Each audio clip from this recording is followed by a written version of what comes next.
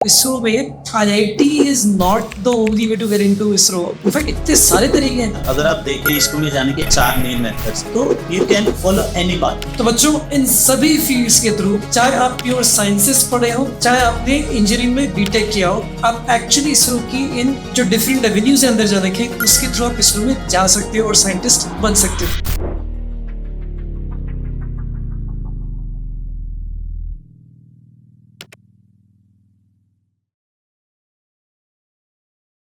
तो सर अगर आप देखें इसरो में जाने के 4 मेन मेथड्स हैं। सबसे पहला जो है वो है IAST, जो Indian institute of space science and technology है। और ये बहुत ही अच्छा उन बच्चों के लिए जो अभी +1 +2 में है, जेईई की तैयारी कर रहे हैं। क्योंकि वो क्या कर सकते हैं, अगर वो जेईई एडवांस में अच्छा रैंक लाते हैं तो IAST में एडमिशन ले सकते हैं। और IAST में अगर आप 7.5 से ऊपर CGP मेंटेन करते हैं तो इसरो आपको डायरेक्टली रिक्रूट कर लेता है। तो वो एक बहुत ही अच्छा सोर्स है अगर आपको एक यंग एज में इसरो ज्वाइन करना है, जस्ट आफ्टर योर बीटेक। दूसरा मेथड ये है जो है ICRB एग्जाम। वो भी बहुत अच्छा है इन द सेंस कि उसमें इंजीनियरिंग की सब ब्रांचेस कवर हो जाती हैं। उसमें आपका chemical engineer, civil, electrical, electronics, mechanical, मतलब you name it, every branch is there. तो आप उसका एग्जाम होता है, ऑल इंडिया एग्जाम होता है ICRB, वो आप क्लियर कीजिए, फिर एक इंटरव्यू दीजिए, then you get selected to इसमें। थर्ड जो है वो है कैंपस प्लेसमेंट्स। तो इसरो भी कुछ कुछ कैंपसेस में जाता है, बहुत ज़्यादा नहीं। Some campuses it goes some IITs and all, and it recruits. And fourth method है वो है सेंटर बेस्ड रिक्रूट। तो आप देखिए कि जो इसरो के सेंटर्स हैं उनमें जब भी वैकेंसी आती है तो और एक पर्टिकुलर फील्ड में आती है तो वो उस वैकेंसी को मेंशन करते हैं और पीपल कैन अप्लाई। और फिर उसमें अलग अलग फील्ड जैसे फिजिक्स, मैथ्स, वो लोग अप्लाई कर सकते हैं। और फिर उनका रिटन एग्जाम होता है, इंटरव्यू होता है, and they get selected to that particular centre. तो और इन सभी पोस्ट से इवन तो ये चैनल्स अलग हैं, फाइनली आपको सेम साइंटिस्ट सी का जॉब मिलता है, जो कि सेम जॉब है बेसिकली। बट चैनल्स आप देखिए कितने चैनल्स हैं। तो चाहे आप अभी जेईई का तैयारी कर रहे हैं या आपने पर्टिकुलर बीटेक का ब्रांच ज्वाइन कर लिया, फिर ऐसा नहीं है कि आपको नहीं मिलेगा। बहुत सारे स्टूडेंट्स ऐसे होंगे जिनको ऐसा लगेगा कि अरे इसरो में जाना है तो मतलब मुझे एरोस्पेस ही पढ़ना है। ऐसा नहीं है। अगर आप एक केमिकल इंजीनियर हैं, आप एक इलेक्ट्रॉनिक्स इंजीनियर हैं, आप एक सिविल इंजीनियर हैं, हर पर्सन का इसरो में कुछ ना कुछ वर्क है। तो you can follow any path. Got it. So basically, to take a spacecraft or a satellite to space, many fields need to come together. चाहे वो मेटलर्जी हो, चाहे वो सिविल हो, चाहे केमिकल हो, चाहे केमिस्ट्री हो, चाहे मैथ्स हो, चाहे फिजिक्स हो आपके बदे, या फिर कंप्यूटर साइंस हो, इलेक्ट्रॉनिक्स हो, all these fields come together to for the success of the mission। और इन सभी फील्ड्स की वैकेंसी होती है। तो बच्चों इन सभी फील्ड्स के थ्रू, चाहे आप प्योर साइंसेस पढ़े हो, चाहे आपने इंजीनियरिंग में बीटेक किया हो, आप एक्चुअली इसरो की इन जो डिफरेंट एवेन्यूज है अंदर जाने के, उसके थ्रू आप इसरो में जा सकते हो और साइंटिस्ट बन सकते हो। मनीष करेक्ट। सो मनीष, हम यहाँ तक अभी चलते थे, इसरो तक तो पहुँच गए।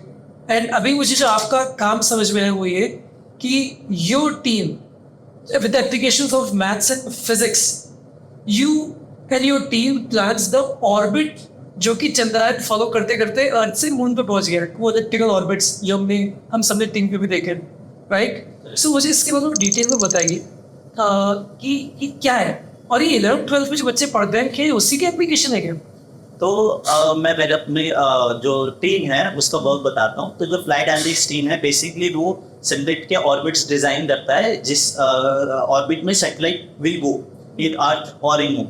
और उसके बाद अगर उसको एक ऑर्बिट से दूसरे ऑर्बिट जाना है तो क्या मैनूवर चाहिए, कितना थ्रस्टर फायरिंग चाहिए, वो सब। और नए ऑर्बिट में जाने के बाद उसको ओरिएंटेशन क्या रहेगा। आप देखिए जो सैटेलाइट है उसमें सोर्स ऑफ एनर्जी सिर्फ सन है, सोलर पावर्ड होता है सब कुछ, जितना भी इलेक्ट्रॉनिक्स है सब सन से पावर्ड है। अभी वो सन सोलर पैनल पे जब लाइट डालेगा तो विल गेट एनर्जी, लेकिन हमें उसको ऑप्टिमल करना है। चाहे सैटेलाइट कोई भी मैनूवर कर रहा है, कुछ भी ओरिएंटेशन में है, we want maximum sunlight to fall on the solar panels.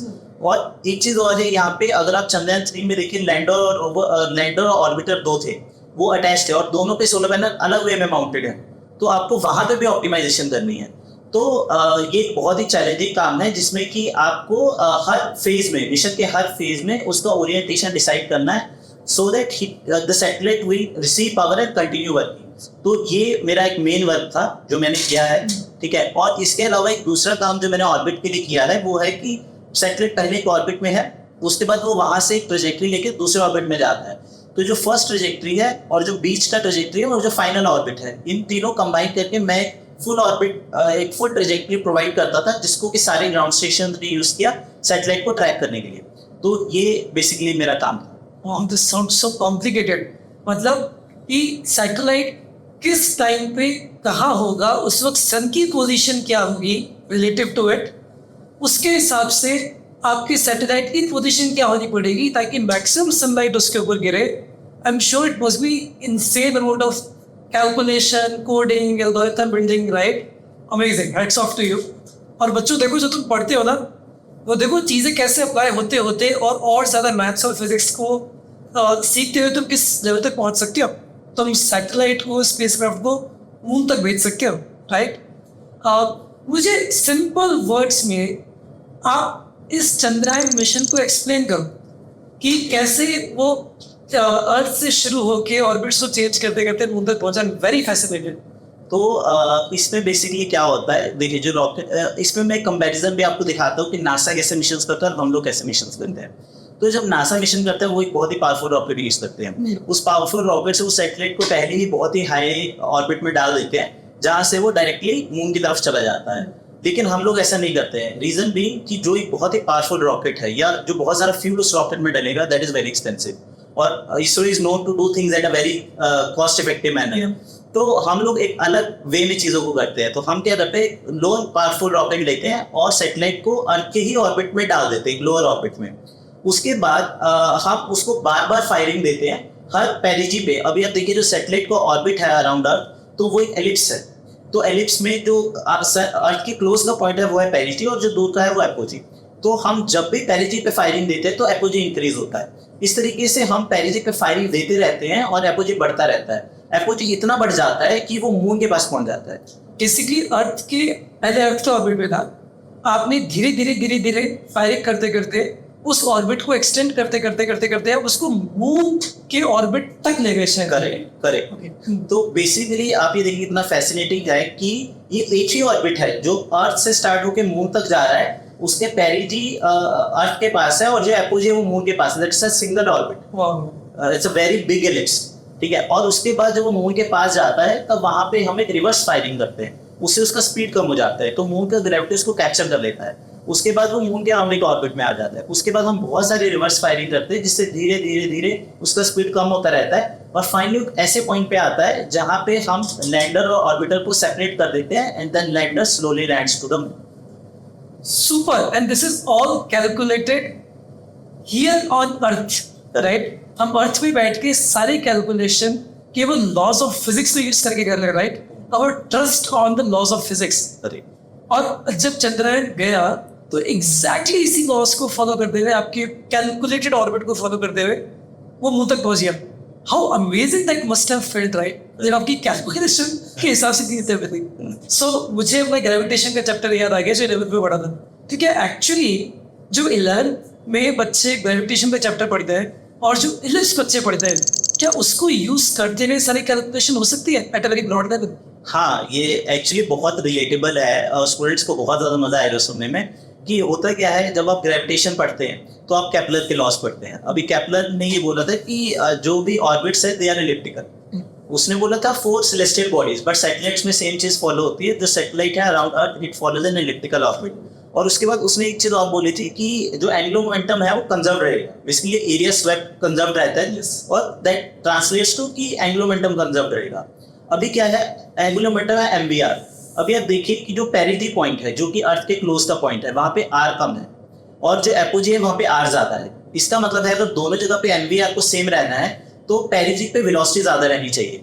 तो अब क्या होता है, जब सैटेलाइट पेरिजी पे पहुंचता है उसका स्पीड ऑलरेडी मैक्सिमम होता है, तो हम वहां पे फायरिंग देते हैं जिससे कि मिनिमम फ्यूल का यूज करके मैक्सिमम ऑर्बिट इंक्रीज किया जा सके।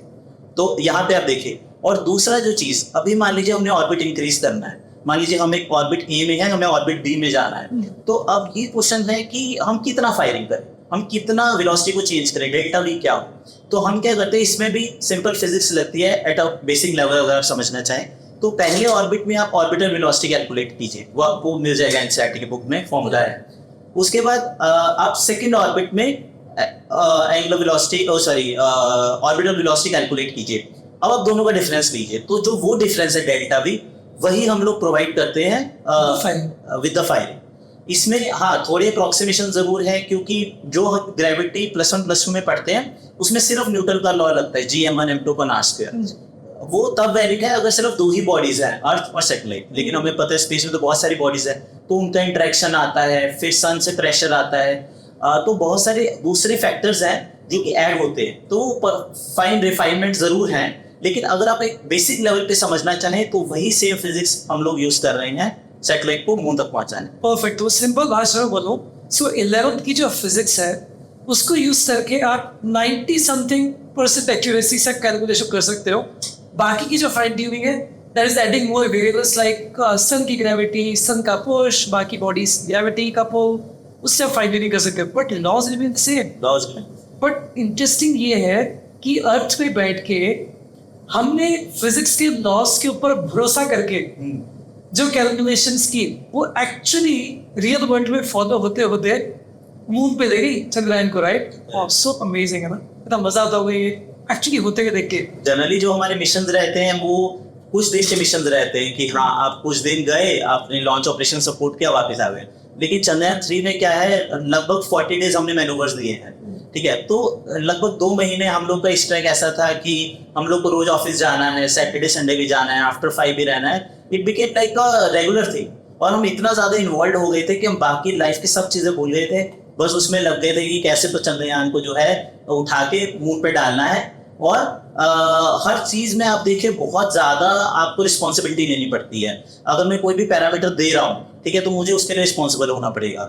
जब भी हम पैरामीटर्स देते हैं वो सैटेलाइट में अपलिंक होते हैं, और मैनूवर के टाइम पे satellite automatically behaves based on those parameters. तो हम लोग यहाँ से कंट्रोल नहीं करते हैं, तो जो भी आप पैरामीटर देंगे वो अपलिंक होगा सैटेलाइट में। तो इसलिए आप जो भी कैलकुलेशन करके जो भी पैरामीटर दे रहे हैं वो बहुत इंपॉर्टेंट है, और वो मिशन का सक्सेस डिसाइड करता है। तो उस टाइप का प्रेशर हमारे ऊपर था, but it was lot of fun, और we were able to do it. So मुझे तो जे की प्रिपरेशन याद आ गई कि जे का एग्जाम है, उससे 3 महीने पहले भाई एक सोना वाला नहीं है, सैटरडे संडे को भूल जाओ, ठीक है, बस कुछ भी करके हमें अच्छी रैंक तक पहुंचना है।